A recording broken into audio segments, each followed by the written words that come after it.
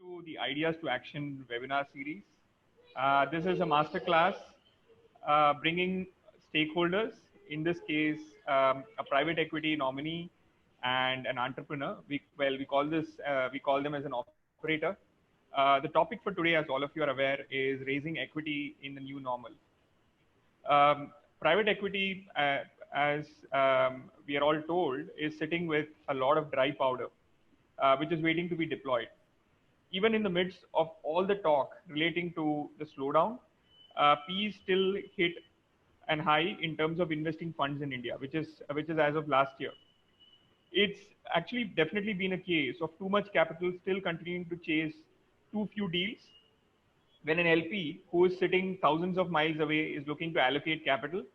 Obviously, they would compare the situation, India's situation, with other emerging economies.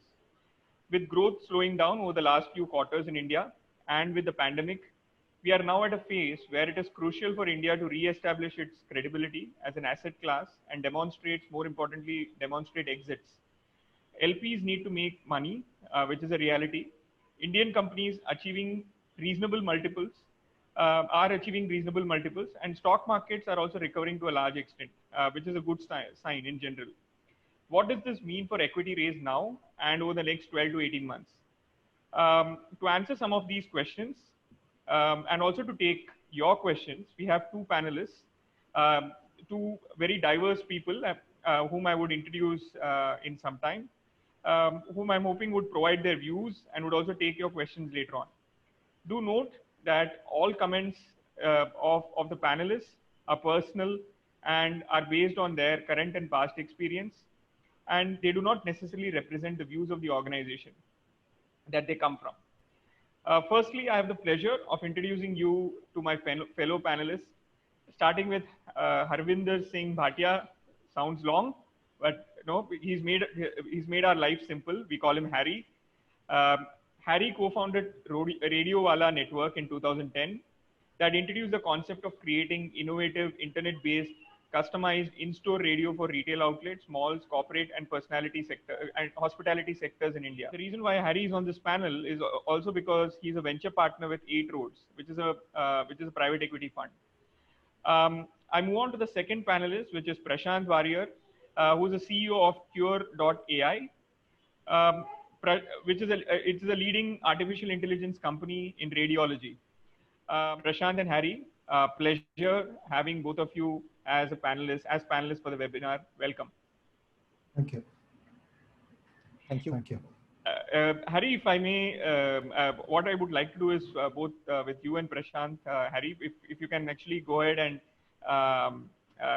we can have your opening comments, and then I can come in and ask, start off with the Q&A. Harry, maybe you would like to start off first. Sure. Thanks, Deepak, and thanks my CFO team for having us on the panel. Yes, it's an interesting time, I would say, that both from investee companies and from the investors, as you mentioned, that there is dry powder in the system, but I guess now the bar of investing has also gone high. So be it from as early stage companies or it is a late stage companies, I think investors are being more cautious and more diligent now as compared to maybe 6 months back. That doesn't mean that the activity has stopped.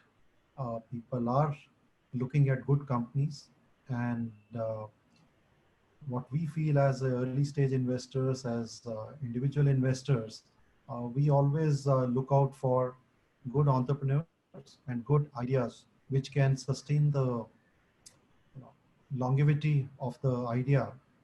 It should not be a kind of a one blip, and I would call COVID as a blip, maybe a slightly longish blip, but that's not an end of the world.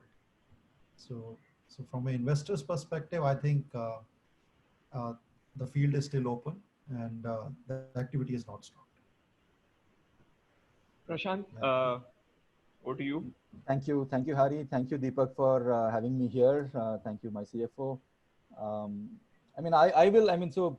I'll come from the perspective of an investee company, and we were fortunate to actually have closed our round on February 27th.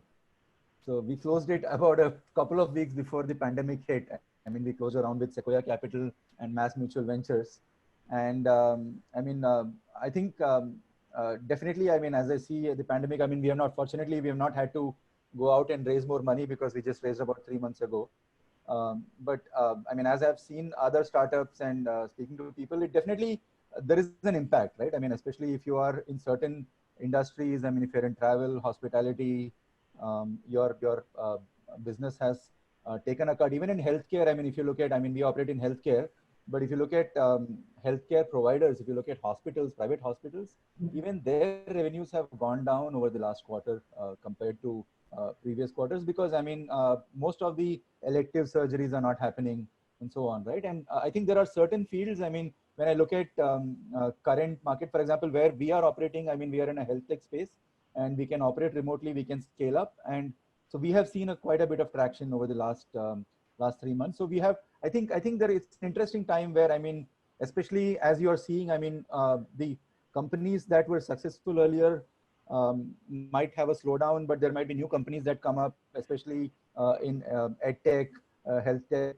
These are spaces, even gaming, right? For example, gaming is something that is now people are gaming from home and they are participating in party games and all of those, right? These are areas where I think there are lots of opportunities now. So the reality is there will be a new normal, and it will be interesting to see how companies adapt to that new normal. As an investee company, I think you have to think about what you are going to deliver 1 year from now in that new normal, rather than what you were delivering 6 months back or 3 months back.